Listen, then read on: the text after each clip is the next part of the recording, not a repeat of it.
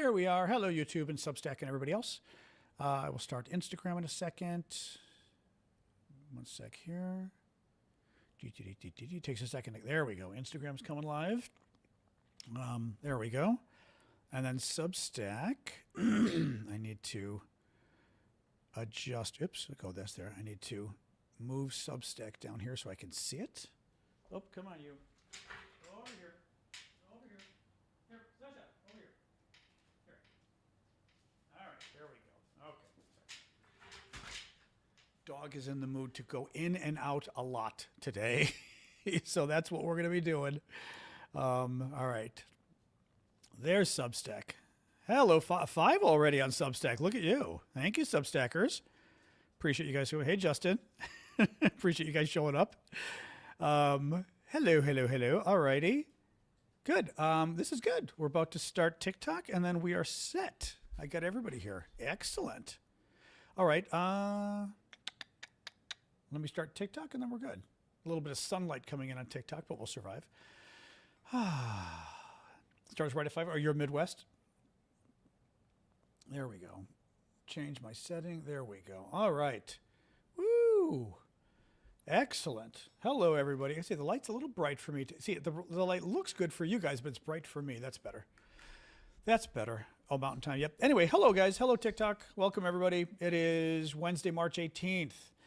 Hello. Here to talk about the latest from Iran and the war and the craziness. It's going a little slow. I can tell it's going slow on YouTube today. I don't know why it's doing that. I can see on my end it's lagging a little. It's even annoying me a little. I'm looking at my video and it's like slow motion. I'm not quite sure why. Anyway, hey, TikTok. No idea. Well, hopefully it's not as bad on YouTube as it looks to me, but it looks like it's slow-mo, which I'm not enjoying. But no, it's on full resolution, though. No idea. Who knows? Okay. Who knows? Anyway, welcome, guys. It's a little cold in D.C. today. Tomorrow, we're finally back to spring again. So woo. Crazy news day here. Lots of Iran news. As always, not convinced it's anything good. Yesterday was an hour early. Yep. I went to the theater last night. Didn't enjoy it, but what do you do? It was Shakespeare, but it was one of the, I hate when they do those, like, let's set Shakespeare in a different time period. I'm like, oh God, no. And they set Shakespeare like inner city, America, mixed with like modern American city. And I was like, oh no. It was the Folger Shakespeare Theater, which is a big deal. Very good theater. I mean, they were very good. I didn't enjoy it, but they were very good. A couple of the actors were excellent. I mean, the actors were all good across the board. But I didn't love it. I just didn't love it. What do you do? Also, Shakespeare, like the woman who did the play, rewrote Shakespeare. Like a lot of it, she changed the words, and I'm like, no. Like, if you want to reimagine Shakespeare visually, okay, but you don't get to rewrite the words to Shakespeare. You're not that good. So what do you do? Anyway, what is YouTube doing? Well, okay. Jens says YouTube isn't a problem. John Pieper says YouTube is spinning away. So not sure. Is YouTube? Well, let me ask you this. TikTok, I know you're okay. You're always okay. The rest of you over here, TikTok, YouTube, or I should say YouTube, Substack, Discord, etc. Not so bad. Actually, YouTube is catching up. Yeah. YouTube's getting a little better. I can tell because I can tell by the way it's moving now. It's going faster, which is funny. Anyway, TikTok, how you guys doing? You guys have a little bit of sunlight today coming through my little blind. You'll survive. Pretend it's the sun. I mean, it is the sun, but I was going to say the sun shining on us. It literally is the sun shining us, so you don't need to pretend. All right, guys, welcome. Let's get rolling here. So as always, thank you for your gifts. I appreciate every one of your gifts because it supports my work and that makes me happy. So thank you for that. Keep them coming. Otherwise, let's get rolling. So, little bit of a crazy news day again. I think things are getting scary. Let's see. You know, I'm writing a note to myself because there was another topic I wanted to talk about. We have a lot of topics today. First, Israel killed Iran's intelligence chief. I don't have a problem with that. I mean, as far as the war goes, like whatever. But the scary news today, Trump decided, along with the Israelis, that it would be a good idea to go and attack Iran's energy facilities. They went after a natural gas facility today, very like the largest in the world. to send Iran the message that if you don't reopen the Strait of Hormuz, we're going to destroy your entire energy industry, like all your oil and gas production. As I've said before, my concern would be Iran saying, okay, then we're going to destroy all of your oil and gas production, which comes from, well, two things. One, Saudi Arabia, Oman, Bahrain, Qatar, UAE. Everybody in the area produces, I Googled it earlier today just to make sure. Everybody in the area produces oil and natural gas. Worse than that, Trump yesterday, very ignorantly, and I mean ignorantly in the literal sense, he said something stupid. Trump yesterday said, well, or maybe it was this morning, said, you know, I think maybe we'll just leave. Maybe we'll just go home and we'll leave the Strait of Hormuz closed. It was today, actually. He wrote straight as in gay, straight, like S-T-R-A-G-I-T, the Strait of Hormuz versus the gay of Hormuz, I guess.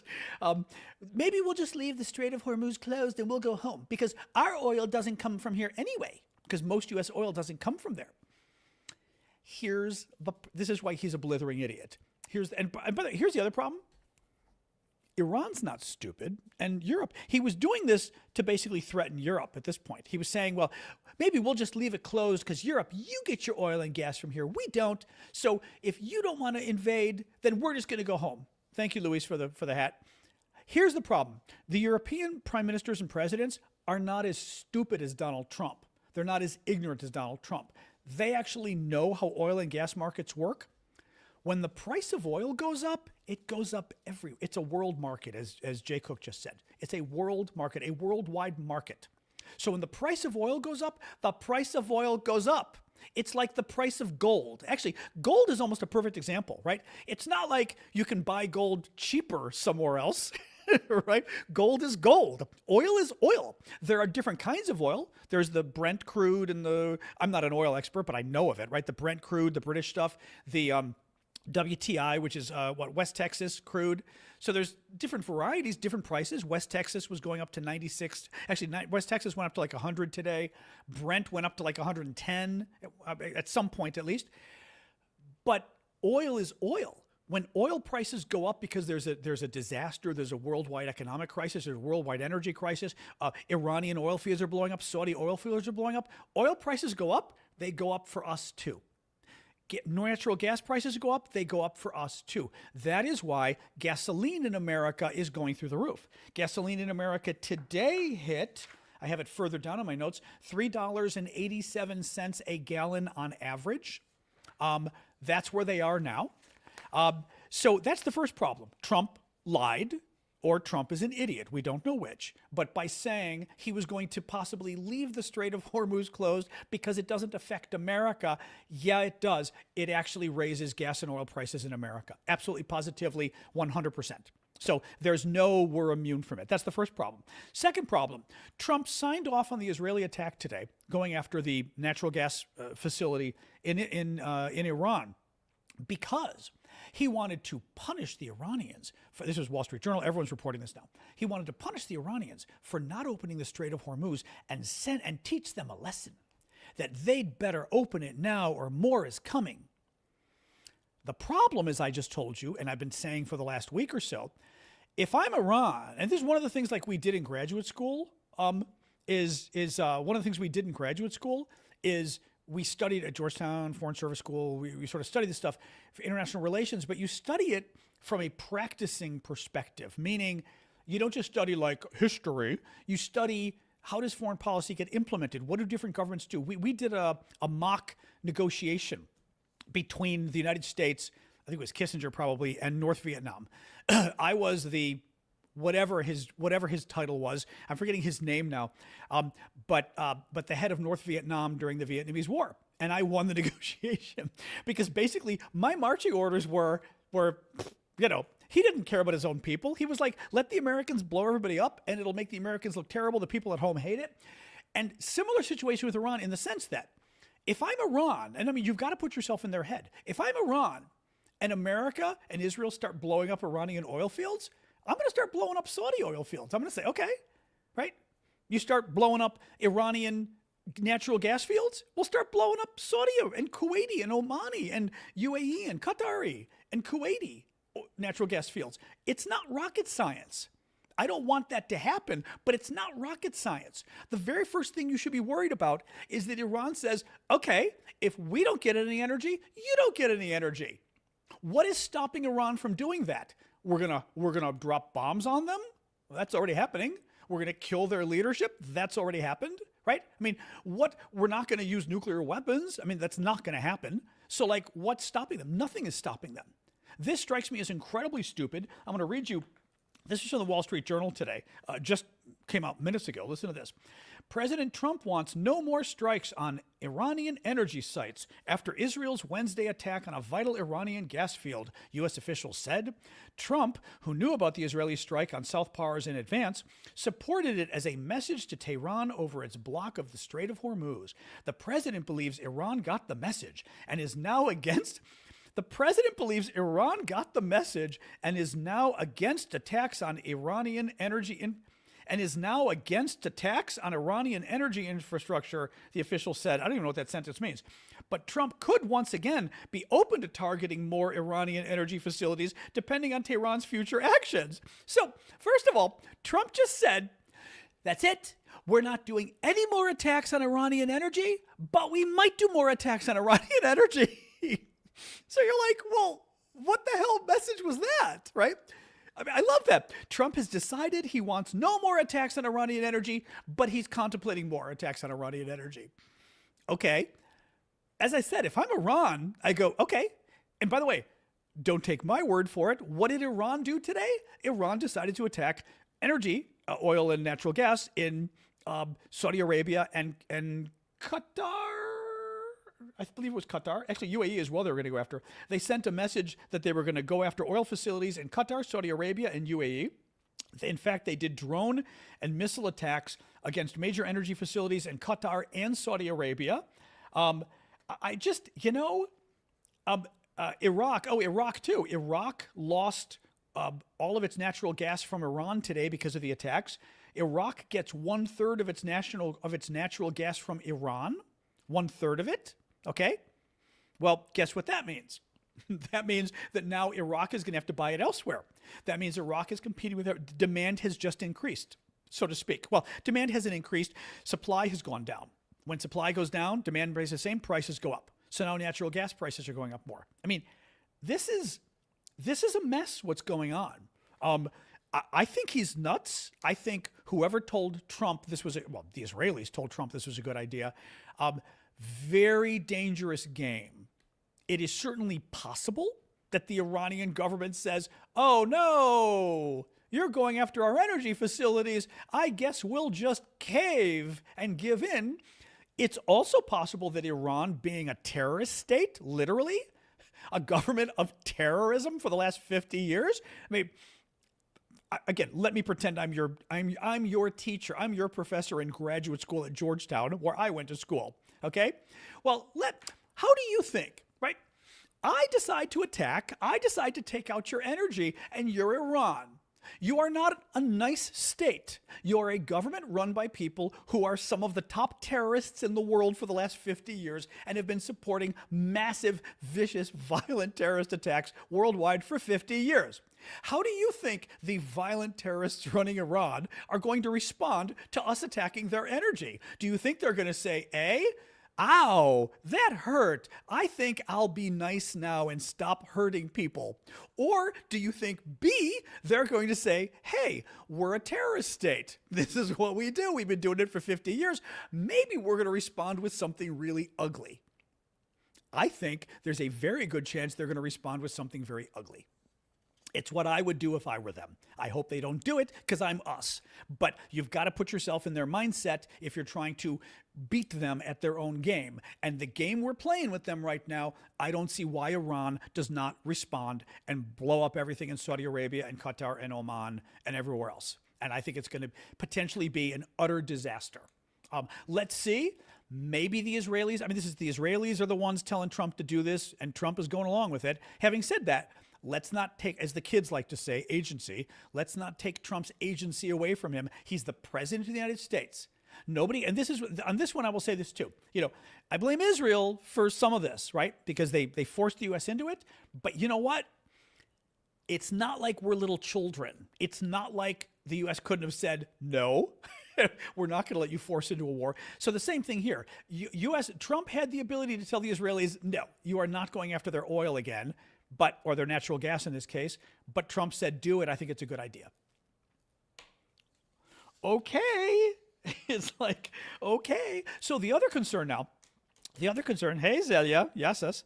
The other concern now is that with what's happening now, with Trump now going after the energy in Iran, with Israel, the Iranians responding to Qatar and Saudi Arabia, possibly a tit for tat on the energy thing now, is if energy facilities get blown up, they can't just be replaced. It takes a long time to rebuild them, a lot of money and a lot of time.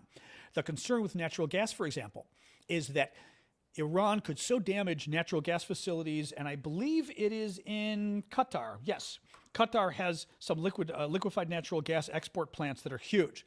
If they get destroyed, we could end the war, and Qatar still can't export natural gas. And if they can't, it means natural gas prices could be through the roof for the foreseeable future.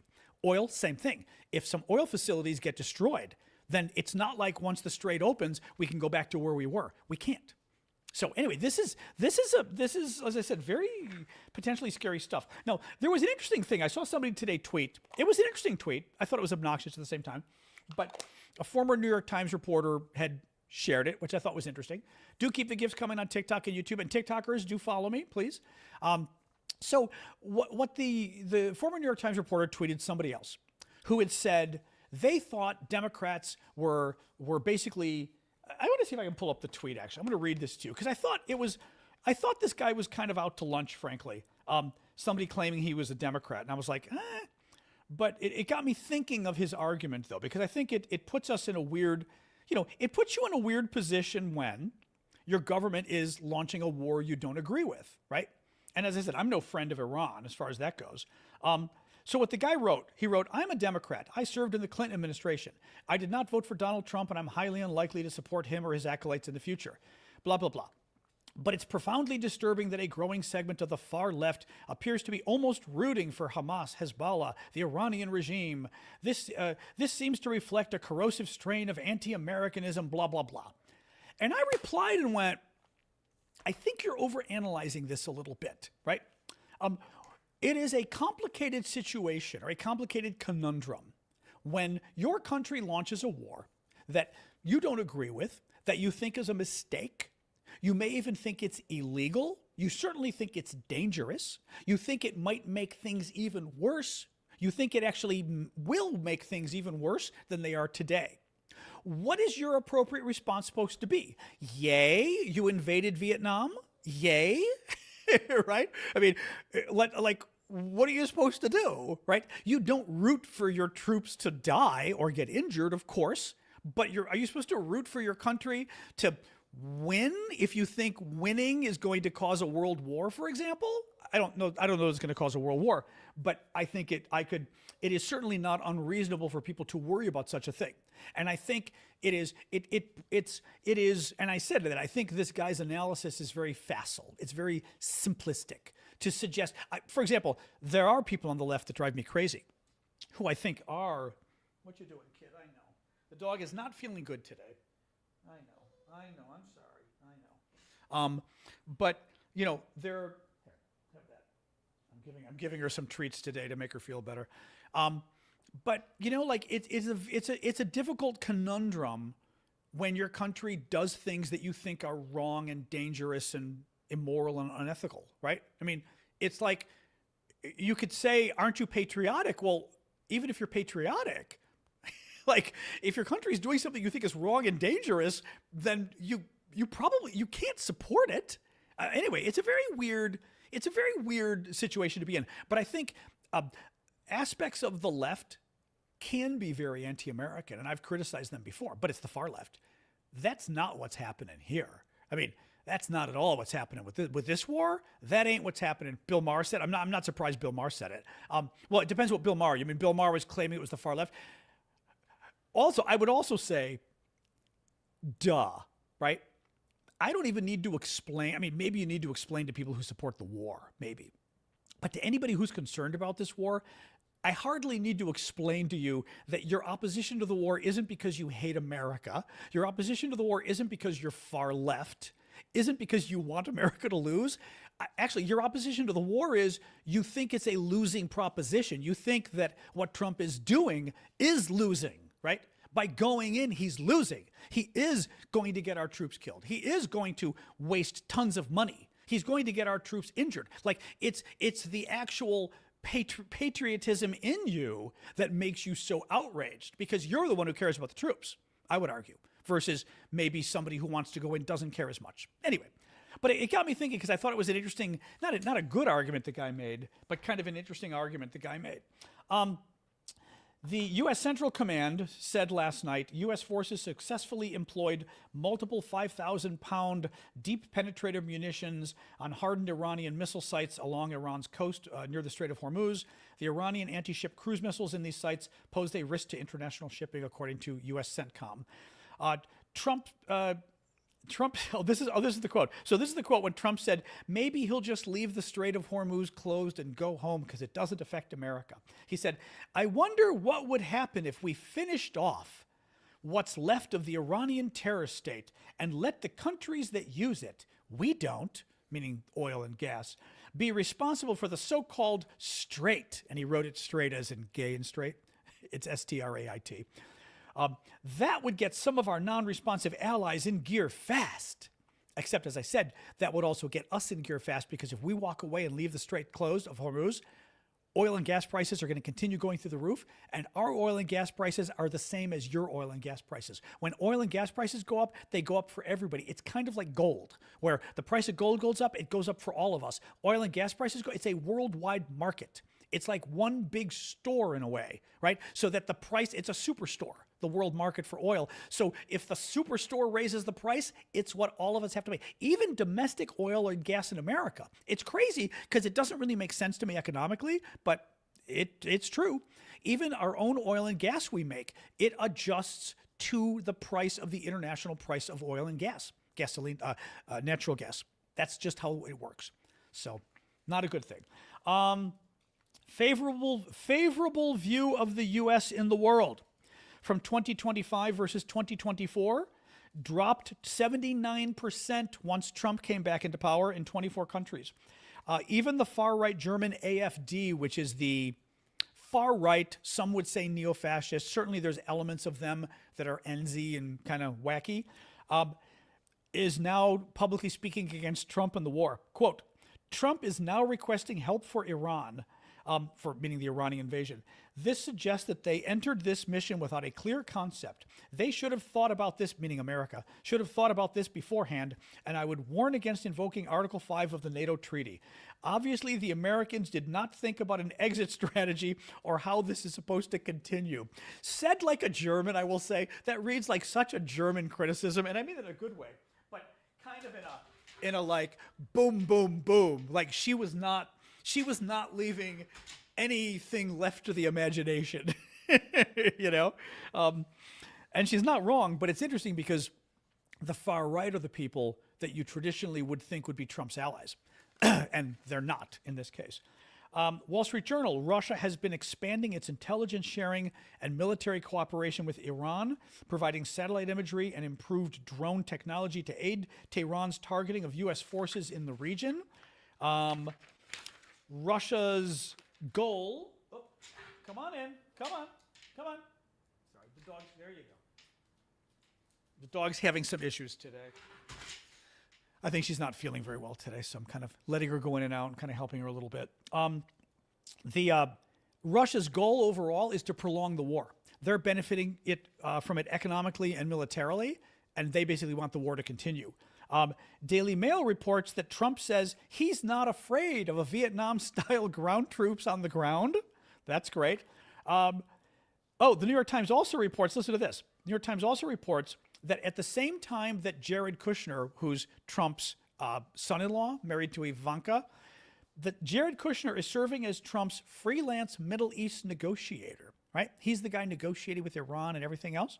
He also is trying to raise $5 billion for his investment firm from governments in the region. He's negotiating with these governments, and he's also trying to raise money from them, $5 billion, for his own personal purposes. And as a friend of mine said to me today, well, if you're negotiating with Jared Kushner and you invest $1 billion in his investment firm, does Jared Kushner's negotiating position suddenly change? One wonders, right? Or if you offer him $1 billion, and if his position will change, how? I cannot tell you, guys. Hunter Biden, they were talking, and these were exaggerated claims. The total amount of money they claimed the Bidens stole, or whatever the bribes or whatever bullshit they claimed about the Bidens, was around $24 million, more or less. That was the total amount. This was the Republican document claimed $24 million the Bidens played with or something. Jared Kushner and these guys are playing with billions. These guys accepted, the Trump people accepted like over $2 billion alone from one of the Arab governments when their administration started with their crypto venture. Unbelievable what these people are doing. Billions of dollars. I mean, the National Review, I think it was, wrote about this and said it's a rounding error. What they're accusing Biden of doing, which isn't even true, is a rounding error to what the Trumps are doing. But imagine going into a negotiation in the region and at the same time going, hey, we'd love if you could give us $5 billion too, the negotiator. And especially with an Arab government that's got money, these oil states, lots of investigations are going to need to happen. In other news, the Times of Israel reports, other places reported too, but the Times of Israel did a good write-up on this. Belgium will begin deploying military troops to reinforce security at synagogues and Jewish schools in the wake of rising anti-Semitic threats. The defense minister said today, the decision follows an explosives attack last week at a synagogue in Liège, in the eastern part of the country. A new terror group called long name, said to be targeting Jewish institutions in Europe, claimed responsibility. There have also been explosions at Jewish institutions in Amsterdam and Rotterdam last week in the Netherlands, and I believe there was one recently in Greece as well. The Federal Reserve decided today to keep interest rates where they are, not to raise or lower them. That's an interesting story because basically Trump has launched a war against the against everybody, war against the Federal Reserve. Trump wants the Federal Reserve, which decides interest rates, which indirectly can affect your interest rate for mortgages and things. It more directly affects the economy in terms of unemployment and inflation. What the Federal Reserve tries to do is help employment go and keep inflation down. The problem is, and I've explained this before, but it's an important point to get into right now, is right now we're in a situation where they're very worried about the strength of the economy. They're worried about the economy not being strong enough, about the economy not creating enough jobs and going into or possibly already being in a recession, right, where growth shrinks. So the first concern is we're worried that businesses are not creating enough jobs. The second thing we're worried about is inflation. We were already worried about inflation, and now with prices, oil and gas prices going crazy, there's real concern about inflation now because oil funds everything, or it runs everything. Every product you buy, every physical product you buy is shepherded around by something run by oil, fueled by oil usually. Whether it's gasoline, whether it's diesel fuel, it could even be electricity created by burning oil, right? But either way, it is oil is what your Amazon package comes to you in an oil-driven vehicle or a fuel derived from oil. So when oil prices go up, guess what? Fuel prices go up. Airplanes. I read the other day that the cost of running an airline, 1/3 of the cost of running an airline is fuel. That much of the airline is fuel. So when the fuel prices go up, right, you got your airfares are going to go up. So lots of impacts there. Fertilizer, plastics, all sorts of things, right? So interest rates. Concern right now is that inflation's going up and the economy is going down. What you do with interest rates, and this is the problem the Federal Reserve has right now. Donald Trump is demanding lower interest rates. We want the economy juiced. And he's going to, fire everybody, this kind of stuff. The problem is if you lower interest rates, inflation goes through the roof. When you lower interest rates, the economy does go up, but inflation goes up even more. And the concern right now is inflation's already a problem. You don't want to do anything that's going to juice inflation even more. Well, guess how you fix inflation? You raise interest rates. Well, when you raise interest rates, it does help stop inflation. It also puts downward pressure on the economy, which can increase unemployment. Unemployment's already going up, right? So you've got this problem where unemployment on one hand, inflation on the other. The fix to unemployment is lower interest rates. The fix to inflation is raise interest rates. You can't do both. If you raise interest rates, you hurt employment. If you lower interest rates, you hurt inflation. The Federal Reserve is in a really bad spot, which I think is why they also kind of said, we're keeping it flat for right now, right? It's not really clear what, it's called stagflation. You can Google it, but it's not really clear what to do. What else we got? Kim Jong, oh, this was kind of funny. Kim Jong-un in North Korea won North Korea's parliamentary elections with 99.93% of the vote. CNN then did a survey of MAGA supporters of Trump's MAGA supporters. 100% of MAGA voters approve of Donald Trump's job, his performance in office. 100%. Yes, MAGA actually outperformed Kim Jong-un in North Korea by a small amount, but they beat him. They beat him by 0.07%, actually. Oh, I do have more news here. Cuban dictator Miguel Díaz-Canel publicly threatened Trump and Marco Rubio today, telling them they will meet with an impregnable resistance if they dare attack Cuba. Politico reports that Trump is aiming to shift... Oh, here, this is for the Ukraine, folks. Politico reports that Trump is aiming to shift power from China by forging better ties with Russia via a Ukraine deal. A Trump administration official told Politico that finding a way to align closer with Russia could create a different power balance with China that could be very beneficial. So basically, the argument now is Trump wants to suck up to Russia so they'll be our new friend and they'll stop being China's friend. Not convinced that's going to happen, but whatever. Vice President Vance is going to, thank you, William, for the gift. Keep the gifts coming, guys. Vice President Vance is visiting Hungary soon to help shore up the country's Putin-loving wannabe dictator Viktor Orbán, who may lose his re-election next month. Washington Post reports that a federal judge ruled that the Trump administration's dismantling of Voice of America was unlawful and ordered more than 1,000 employees who have spent a year on paid administrative leave back to work. Wall Street Journal reports that the Republican election reform bill could end up hurting Republicans at the ballot box. Wall Street Journal editorial board said this about the Save America Act, quote, in the MAGA era, the bill could even marginally hurt the GOP. Kamala Harris in 2024 won college graduates and voters earning over $100,000 a year. Mr. Trump carried those with no degrees and lower salaries. Which coalition is most likely not to have passports and birth certificates handy? The point is, among other things, Trump wants to require everybody to re-register to vote with passports and birth certificates. Well, getting your passport and your birth certificate costs money. Passports cost $165 to get a passport. Do you think blue-collar people have $165? No.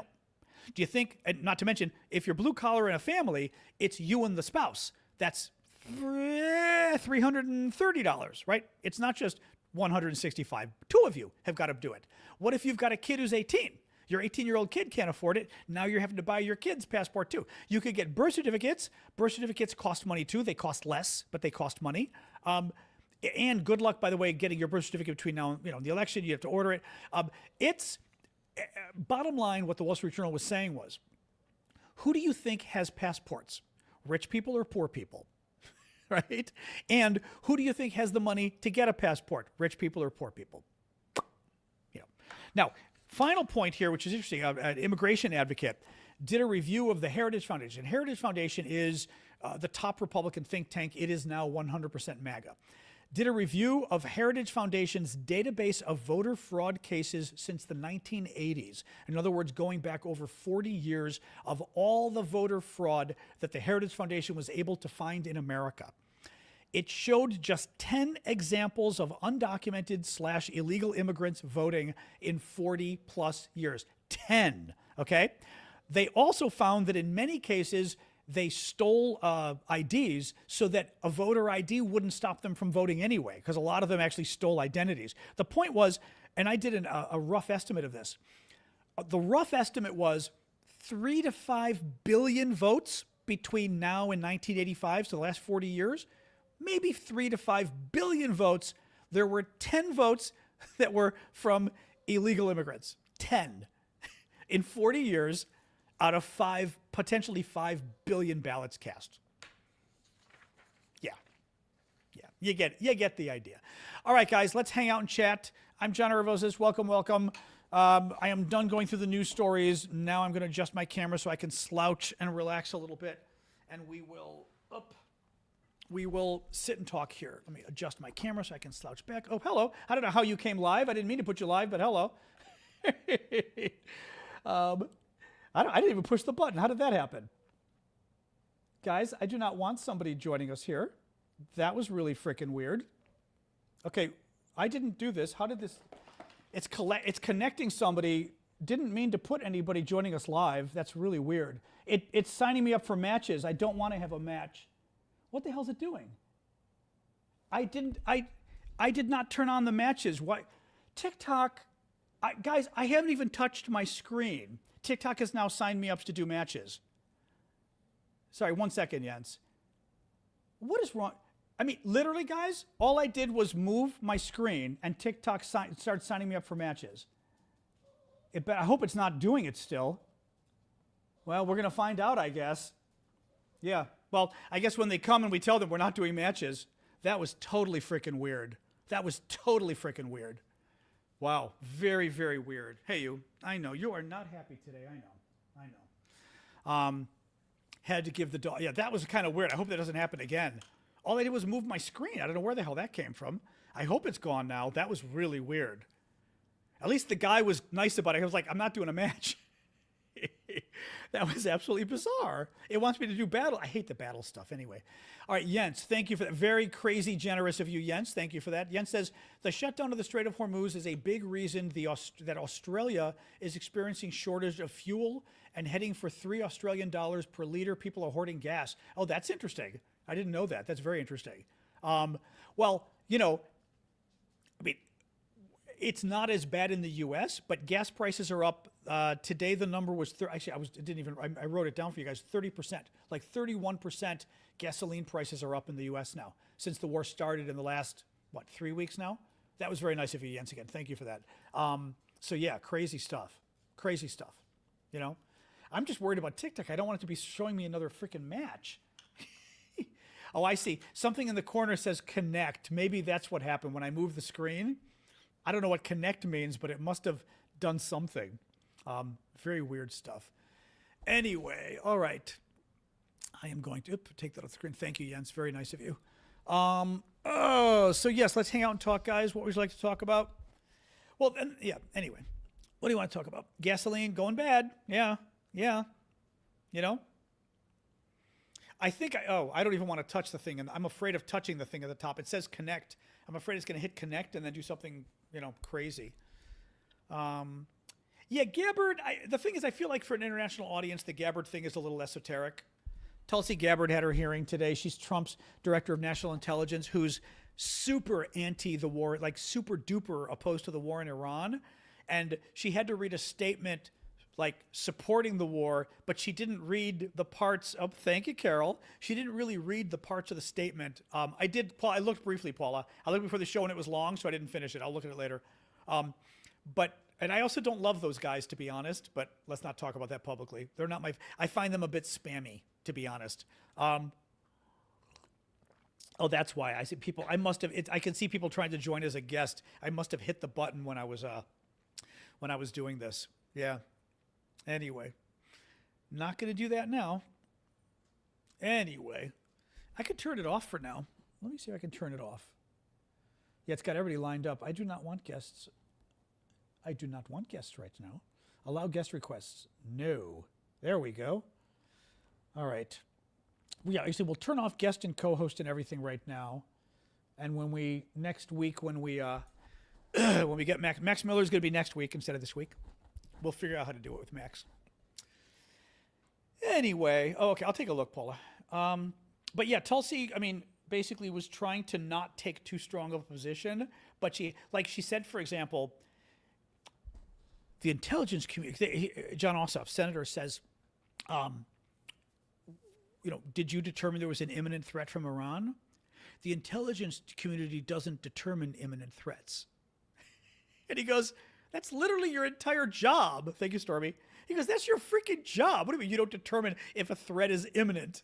Like, the CIA determines, like, if there's a chance of a terrorist attack, but doesn't determine if it's, like, a big chance or a little chance or a now chance or a 10-year from now chance? Excuse me, that's exactly their job. Their job is to figure out, A, is there a chance of a terrorist attack? B, how significant of a chance? Like, is it a 1% chance or a 99% chance? And C, when is it supposedly going to happen? She goes, no. Determining if an attack is imminent, a threat is imminent, that's not our job. Because Trump said that Iran was an imminent threat. She didn't want to use the word imminent threat. The problem is that literally is the job of the whole community. How close are we to nuclear war? About 0% away. There's no chance of a nuclear war. We've got the nukes. I mean, there's really no chance of a nuclear war when we've got the nukes. If they've got nukes, it's bad. If we've got nukes, there's zero chance. So, yeah, that was weird too. Everyone was trying to claim Netanyahu, the Israeli leader, was dead because they claimed like there was a video of him and he had 6 fingers, and he didn't. I mean, he's fine. He's clearly fine. Also, there's no reason to really hide it either. I mean, you could hide that.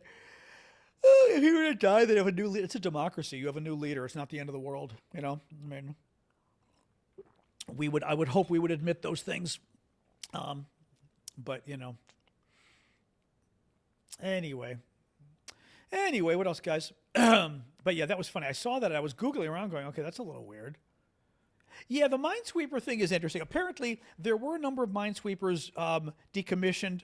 It's not clear whether they were very old and maybe didn't matter. Like, I haven't talked about it just because I try to be fair, even if I think these guys are a bunch of blithering idiots. So I don't know whether that was, you know, whether what they did wasn't necessarily as bad. I don't know. Oh, we got 15 people, 16 people, 15 on Substack. Excellent. Hello, Substackers. Glad we got more of you today.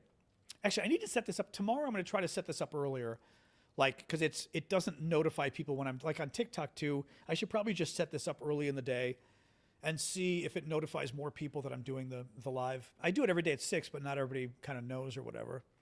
Paula says the papers over in the UK say Putin is hiding in the Kremlin as he fears assassination. Yeah, that apparently is an old story though. Putin reportedly has always been kind of paranoid and is always afraid of assassination. There was some recent story about whether he thought one of the generals was going to get him and maybe he took out the general first, but who knows, you know? I mean, who knows? But yeah, there's no indication. I'm going to yawn at you now. There's no indication that Netanyahu, the Israeli leader, is on his way out or anything. Not at all. So, anyway. What else? Anyway, yeah, so, no, but it's, I just, as I said, thank you, Luis. I just worry, I think, you don't elect a blithering idiot and then go to war or expect your economy to do well or everything else. He's doing what we would think he did. I mean, Trump is, I hear you, I know, hi. Trump is notorious for not liking his briefings. He thinks there's too many words in his briefings and he likes pictures and he wants the CIA to give him pictures because the words are too much. Well, if you're not a fan of words, I think like war is scary if you're not a fan of words. If briefings get, you're on coloring books, exactly. If briefings are too scary, well, it's, yeah, anyway. And yes, Miss Patty, I know, see, I'm on at 6. I think people forget, but also, you know what? I think maybe people scrolling around, I don't know whether or if somebody's not a regular, they may not know what time. Like other people that I see online who I like, I still don't know what their schedule is. I just know I see them online and go, oh, they're online. Oh my God, I hear you. I know you are not happy today. I'm sorry. I'm sorry. I know. The dog is not happy today. I know. I'm just hoping like she's not actually in pain. I'm a little worried about my dog. Hey. Just because she's not, I don't know. She's not good today. Anyway. Yep, desalination plants. Yeah, well, that's one of the big concerns, right? Like, if Iran really got pissed off going after the facilities to take salt out of the water because you're dealing with desert areas, so that could be very scary. Yeah, I mean, the weather may not be helping. I think it getting cold again probably didn't help. She was yesterday I could tell she was having a hard time walking yesterday. I mean, she was walking, but harder time. Today she's walking better, but she's a little whinier, and it's still a little anyway. I gave her a little bit more of the ABC medicine, the medicine that has 3 initials that TikTok might not like us talking about. So I bought some for pets and got her a very good one, actually very highly recommended, studied, etc. And for the first time gave her a second dose today to see if maybe that makes her feel better. I've got to see. The problem is I don't know if it's arthritis. I don't know if it's, I can call it was getting better though. I mean, she's eating. She's still eating like a pig. Yeah. But it was getting better. And then the last couple days, it got worse. So it's hard to say because she was getting much better. So hard to say. I don't know if this is just, although the vet did tell me, she goes, I think it's going to keep doing this, which is what's happening. She's already on fish oil. Yep. So, And I think just as she got older, she got more ornery anyway. So that doesn't help.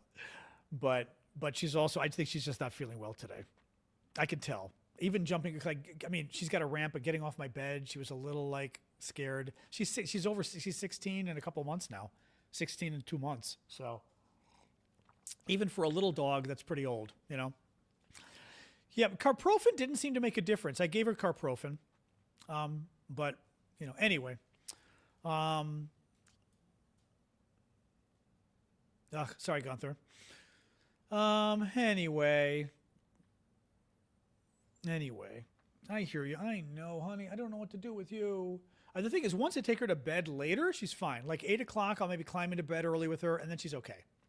But during the day like this, she just gets very, and I think maybe because she knows she gets a treat later and stuff, she just gets like I give her some food later so she can have her medicine later.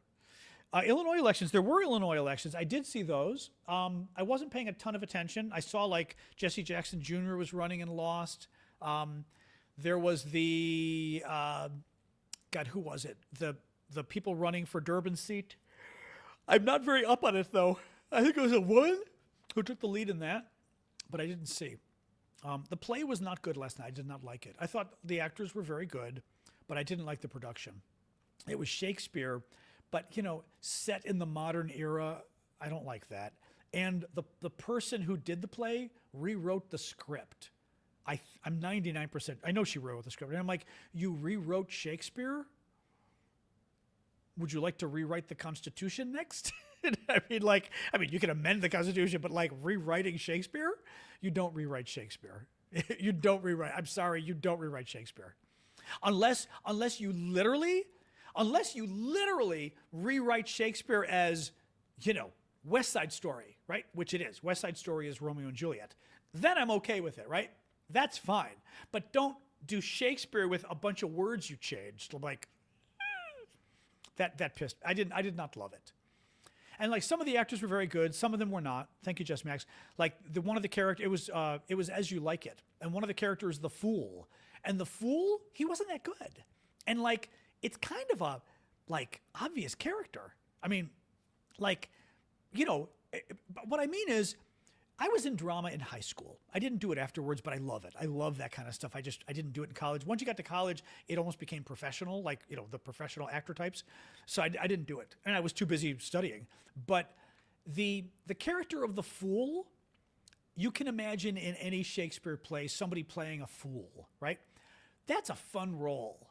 That you need somebody who's a ham, somebody who steals the show. And we all, any of us who were involved in acting, or maybe have seen a lot of plays, there's that character who's just, I'm thinking of things like Young Frankenstein, right? Like the old movie, Young Frankenstein, though, which is the comedy with what's-his-face, Marty Feldman, who just, like, the fool who steals every scene.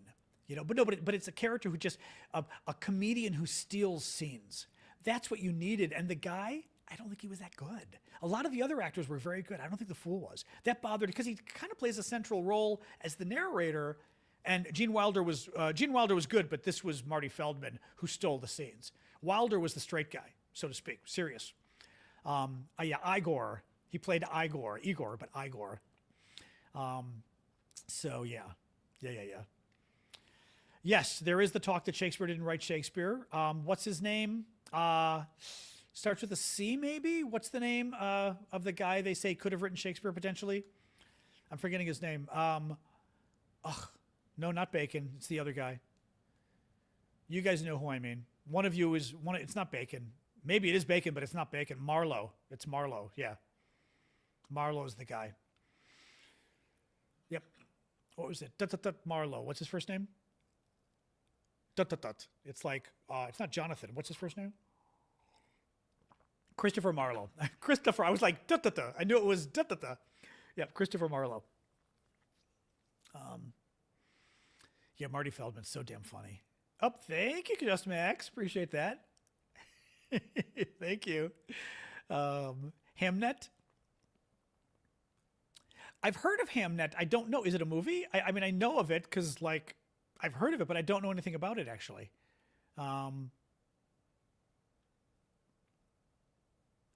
WHO is preparing for a nuclear catastrophe, a potential worst-case scenario in the Middle East if the ongoing conflict between Iran, Israel, and the U.S. escalates.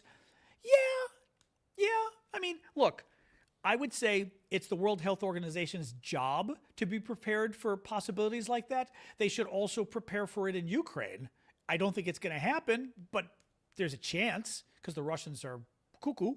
So just because they're preparing for it, to me, doesn't mean it's happening, you know? They should prepare. I think it is next to, I mean, Trump's crazy.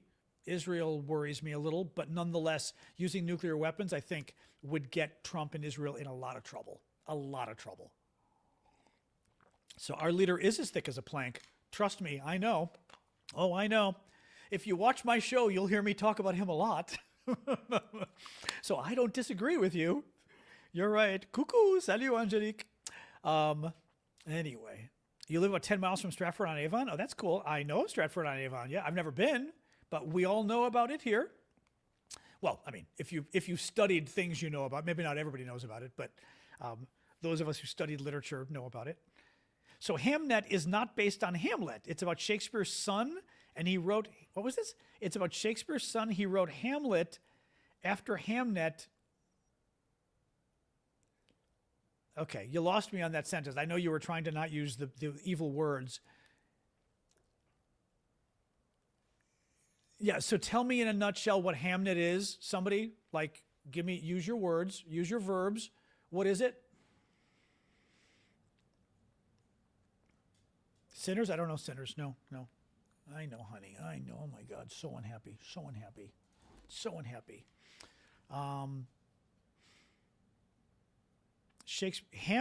Hamnet was Shakespeare's son. Okay, but what's Hamnet?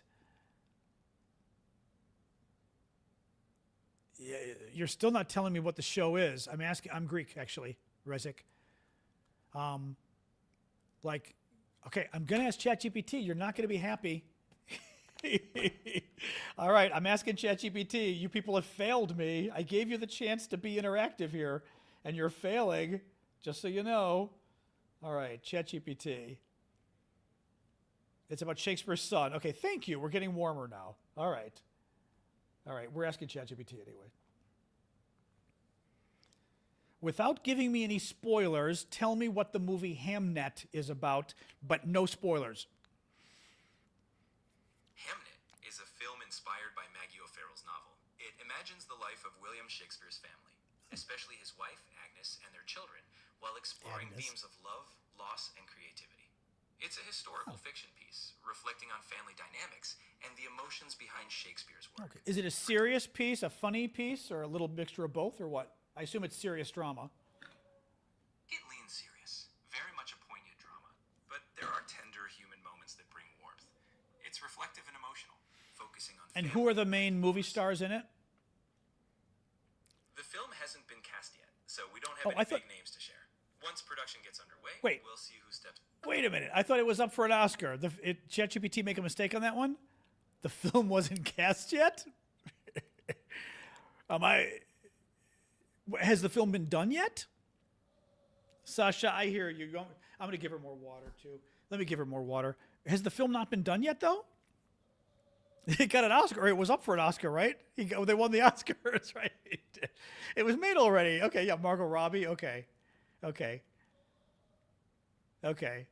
It's out now. That's what I thought. See, that's one of the weird things with ChatGPT. Like, it's not out yet. Or Pedro Pascal. Yeah. That's funny. Hang on a second. Give her something. All right, I hear you. Oh my God. Okay.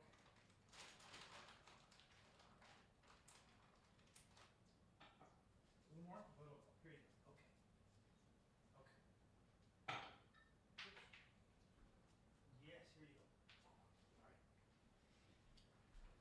go. All right. Sorry. Little girl very unhappy tonight. Anyway. Yeah, ChatGPT, I love it. It hasn't been cast yet. What?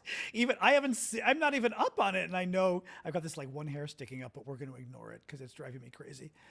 Look at this. I look like alfalfa with this one little hair going crazy today. But yeah, I love it. It hasn't been cast yet. Okay. Well, I do sometimes. Well, sometimes when I know the answer to something, I can chastise ChatGPT. But like, if you're not up on the movie, how do you know it's been cast? Like, that was weird. It was very weird. Was it any good? Oh, you didn't think it was any good? Did people like it who went? Claire is saying no. Overall, did you guys like the movie or not? Who went? Just curious.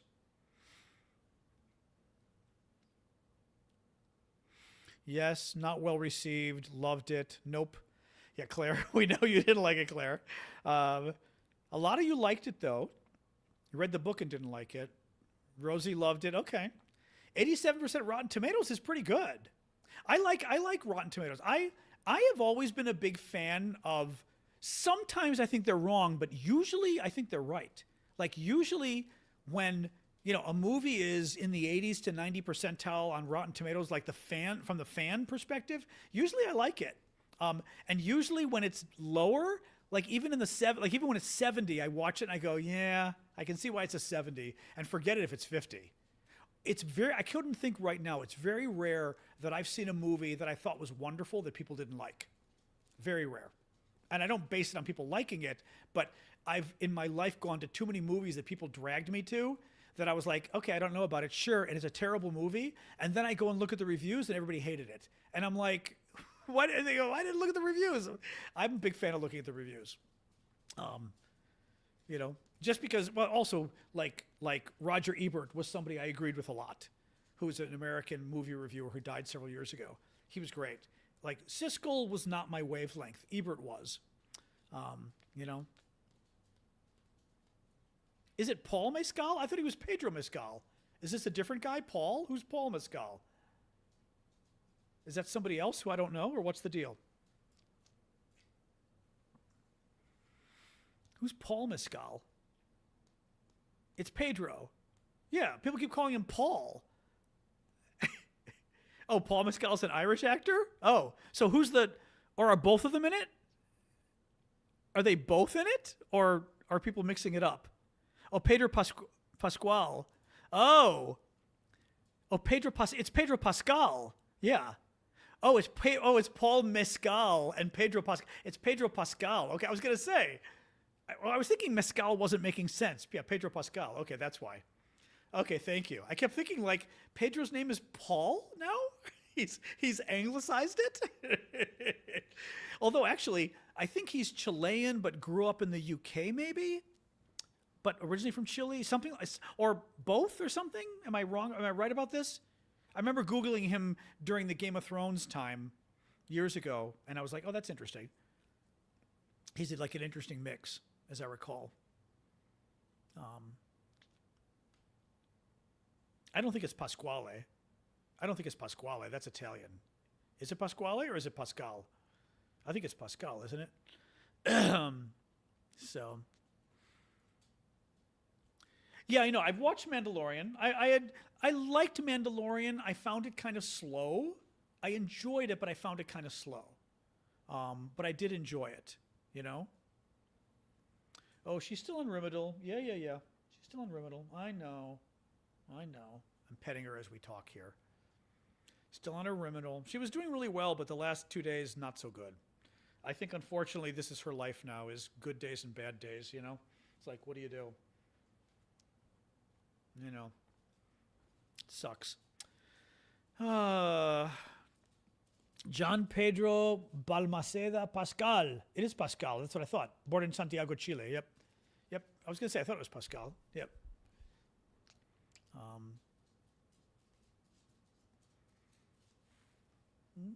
I know. You're right. Hi. I know.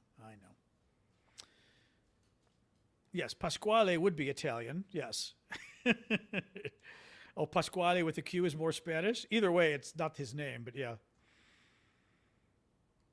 I'm trying to think. Italian, yeah. Yeah. Italian. I'm trying to think if there's any Q in Italian. Yeah, there isn't. Q is not used in Italian, I don't think. Because key would be, right? In Italian, is there? I'm trying to think, like a word with Q? K? K is CHE in Italian. Yeah. That's what I'm saying. It's not, it's CHE. Quattro, sì, quattro, sì. Yeah, sì, quattro, yeah. Qui, I see, qui. Yeah, you're right, qui. Yeah, it's not used a lot, though. Qualcuno, sì. Okay, fair enough, you're right. I'm forgetting my Italian. Sì, mi sono dimenticato un po', scusa, italiani.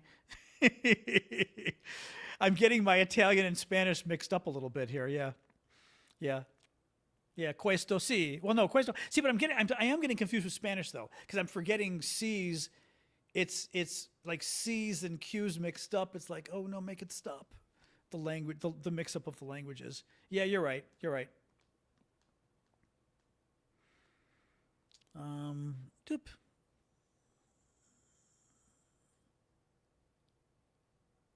Oh, that's neat.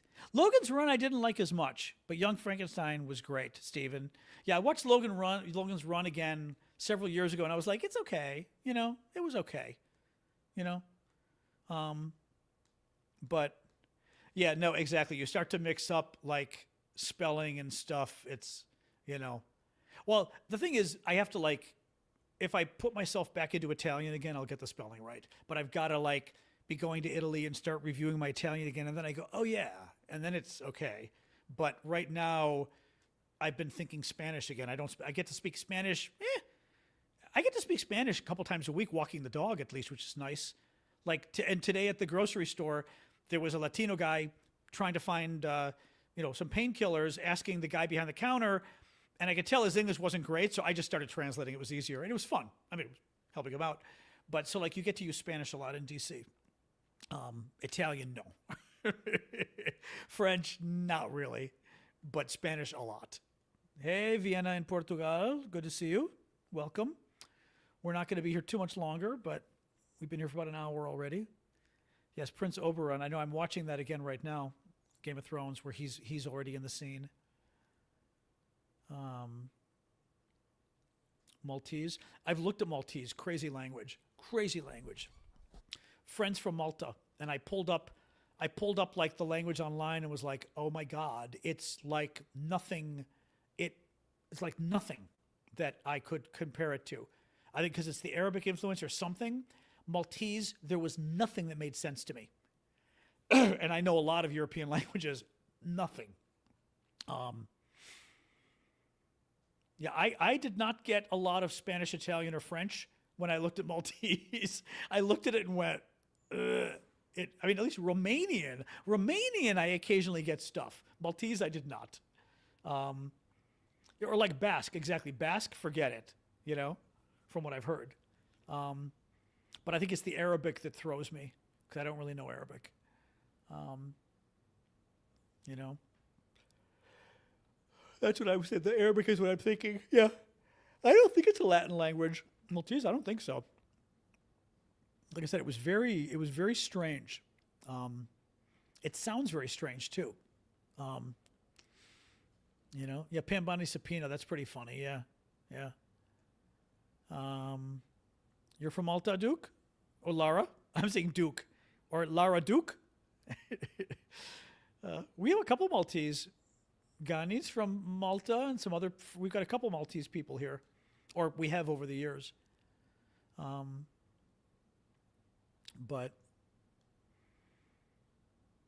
Bongu? Bongu, similar to bonjour. Oh, that's funny. Bonjour. I'm saying it in English. Bonjour. Yeah, I'd have to pull up, I'd have to see if I can find like a video of Maltese here. Let's see. Example of Maltese language. No? Okay, don't. I'm going to make me write this out. Example of Maltese language. All right. Casually spoken. Here we go. Elena speaking Maltese. Let's listen and see. Hello, jiena Elena u jiena minn Malta, niġi minn reġjun ta' Għawdex. U aħna f'Għawdex għandna dialett tagħna illi ma tantx magħruf madwar id-dinja. Mhux magħruf ġew Malta stess sigura kemm magħruf minn madwar id-dinja. Jien waqt li kien qegħda nistudja Malta dejjem preferajt l-Ingliż bħala l-ewwel lingwa tiegħu, dejjem rajt lilu, dejjem kien neċċada feh fl-iskola. Skola, parla. Ma tantx kelli kun għall-qalbi, imma x'in ġejt hawnhekk fil-iskola internazzjonali iżid u iżid realizzajt. Kemm hu poter u kemm huwa għall-qalbi kien-lingwa tiegħek illi xejn ma jkun jista' jifhem ma' ħadd iżjed tissek daqsxejn mifruda anke kumda kemm tkun kumda ma' lingwi oħrajn. That's Maltese. I mean, that's insane. That is insane. Scola, exactly. I heard scola at one point early on, but I mean, like, oh my God, that was hard. That was hard. That's what I mean. Like, I heard the first time I listened to Maltese, I was like, there's almost nothing. I mean, literally, there was like one word every 10 seconds or 15 seconds that I went, oh, that's a word I may know, maybe. Vulcan. Yeah, that was very hard. Yeah. Yeah. I'm on East Coast time, U.S. So it's 7:15, 7:10 right now where I am in the evening. We use a 12-hour clock here. So 19:10. That's always hard for us when we go to Europe, trying to like, I'm always like, I'll get to the, I'm like, okay, like in France, I'm like, okay, then we'll meet at, I'm like, 17 o'clock. And my friend goes, 5 o'clock? I'm like, yes, thank you.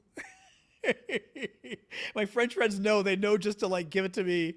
Because as an American, you're always going 17. It's not 7, that means 5. Because it sounds like 19 sounds like 9 o'clock to us. We're like, nope, 19 means 7. It's like, okay, headache. Where are you, Danielle? Midnight, 5 hours? I'm going to guess UK-ish, right? More or less. Or, well, no, Spain. You wouldn't be Spain yet. Oh, Malta? You're only 5 hours ahead? In Malta? I would have thought Malta, really? That's like UK time, isn't it? But Malta, you're like south of Italy, more or less, right? Shouldn't you be... Oh, because of the time change. Oh, our time changed here. Okay, I keep forgetting. Is the UK 4 hours right now? Oh, the time changed. Right. So it's 4 hours to the UK and it's 5 hours to Italy and France. That's why. Okay. Yeah, our time changed a week and a half ago. Until you guys change in a couple weeks, we're an hour closer. That's why. Okay. That's why. Well, no, you guys do change in a couple weeks, though. Yeah. End of the month. Yeah. That makes sense then. Okay. Yep. Yeah, Sanders caramels. I know. I need to buy more. They're on my list. They actually the price is being okay again. Really, dog? I'm gonna give the dog a little more water because she's being upset tonight, and then we're gonna go in a minute here. A little more water. A little more water. Okay. Here, a little more. A little more. You're not getting more treats. I gave you so many treats right now. Oh my God, I've been giving her so many treats today because I feel bad because she's not feeling well. And there's only so many treats I can give her until it gets to be too much, even for a dog who isn't feeling well. It's like, no. Anyway. Yes, Americans sprang ahead, and you guys are springing ahead in a couple weeks. So I know you feel bad, but you can't, Ash, but you can only, and she's going to get, like, if she's around for a while, she's going to get used to it, and she's just going to whine more. You know what I mean? Because I'm giving her treats now. It's like, not that. I mean, but you don't know, you're like, you don't want to regret someday and be like, I should have given her more treats, Well, that's the thing. I've got some food as well. I give her some food later for her meds later, for her Rimadyl. Yep. Oh, hey, Adam. Working from home is nice. Oh, because of the war. Oh, that's interesting. So in Israel, people are working from home because of the war. Safer, I guess. Well, yeah, I guess that's true. If you're on a bus or on a highway or a road or whatever, you can't really run for shelter as easily. Yeah.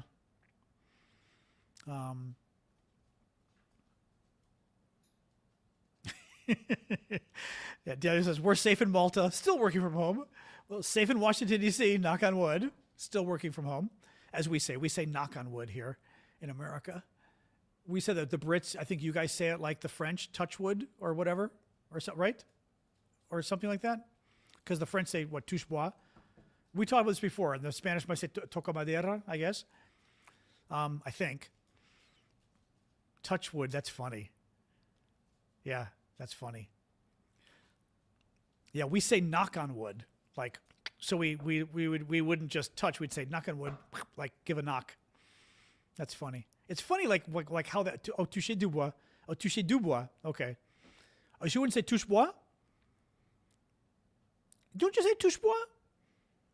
First of all, you're Canadian, aren't you? So I need to make sure I'm not getting this confused here.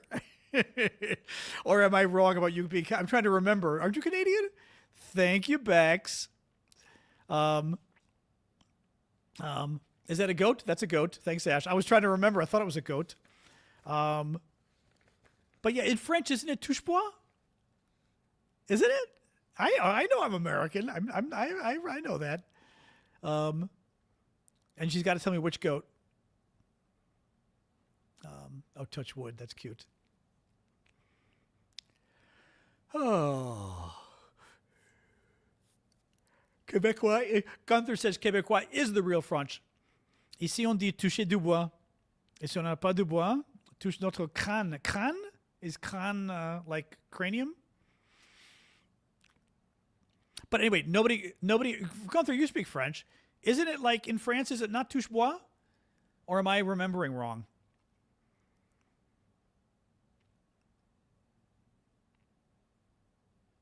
Yeah, cranium, that's funny. Touche crâne, or touche du crâne. Touche du crâne, or touche du crâne? Touche notre crâne. Notre? That's funny too, because in French you wouldn't say notre, right? You wouldn't say notre about your cranium. Remember, body parts, touche bouche, body parts are supposed to be not possessive, right? Right? Like, j'ai mal à la tête. It's not, j'ai mal à ma tête. You know what I mean? So I'm surprised you'd say touche notre crâne. That's funny. Touche du bois? Touchons du bois. Okay, touche du bois.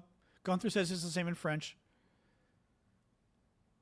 Well, no, I'm saying knock on wood. Yeah. Interesting. Okay.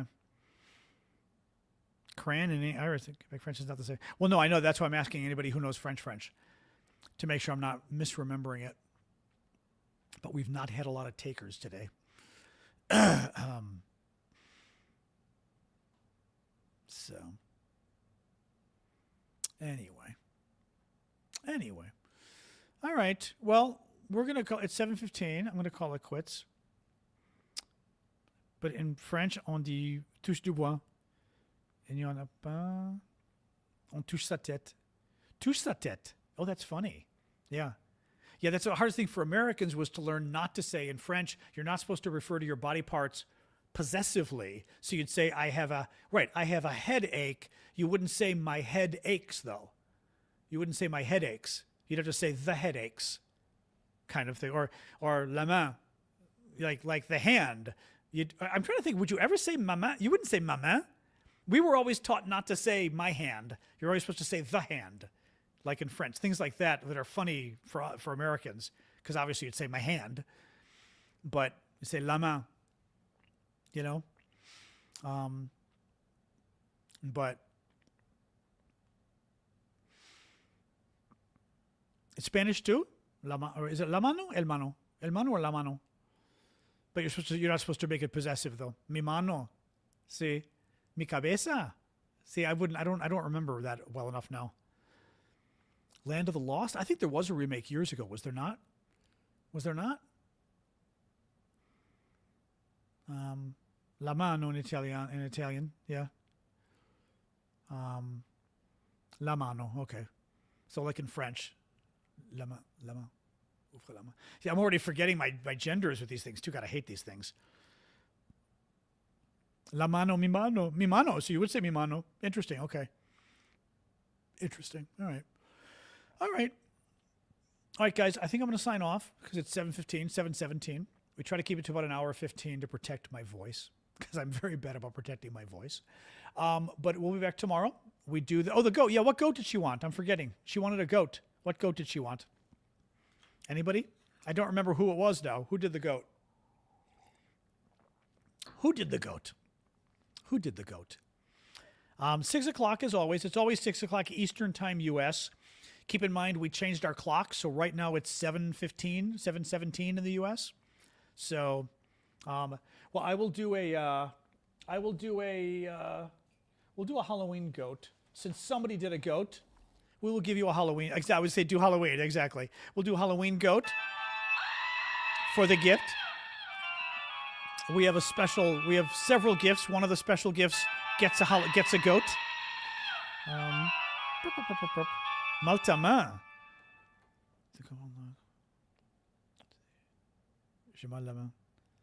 Malta main. Yeah, in French, I don't think you would say it. Well, we were taught not to say it. I shouldn't say it. I don't know if you'd say it. Actually, I will end with this. Interesting for those of you who are Quebecois into the French. I found on TikTok, maybe, I never quite remember if it's TikTok or Instagram or what, this French Canadian from New Brunswick. And really interesting because he does his videos in French. His accent to our ear would sound American. But it's the most amazing French you've ever heard. And if you speak French, he's actually quite comprehensible. Actually, I just started following him. Hold on, I'm going to look if it was TikTok. That's the only thing I don't know is if it's TikTok. I'm going to scroll down and see. Because I really liked him. I am not convinced this was TikTok. I don't think it is. I don't think it's TikTok. Shoot. Wait, maybe it's at the top here. I'm looking here, but I don't know. If anybody knows who I mean, he's shoot. I don't think. I'm looking here trying to recognize from the photos, but I'm not seeing it. Here, followed latest. There we go. No, I don't think I've got him here. Yeah. I don't think so. And it's not that guy. Yeah. Not Victor? Nope. Oh no, that's those guys. We like those guys. Yeah. I don't have him. Shoot. I don't know what platform I followed him on, but he's from New Brunswick and has the most amazing French because it sounds American, but obviously fluent French because you're Francophone, but he sounds American. And you can kind of understand most of what he says if you speak French, which Quebecois in general, like Quebecers, I have a hard time understanding. But very interesting. All right, I'm going to go, guys. Anyway, I will, next time I see who he is, he's on one of, maybe I've got to follow him on Instagram. I can't recall where I follow him. But I'm going to sign off, guys. Doggy's being a pain. I know. All right, it's 7:15 anyway. Have a good night, guys. I will see you all tomorrow. Thank you for joining. And And I will, I'll be back tomorrow at 6 o'clock Eastern, as always. So thanks, guys. All right, Substack, bye-bye. No, Discord. Substack, you're coming. Discord, that was Discord. All right, Substack and everybody.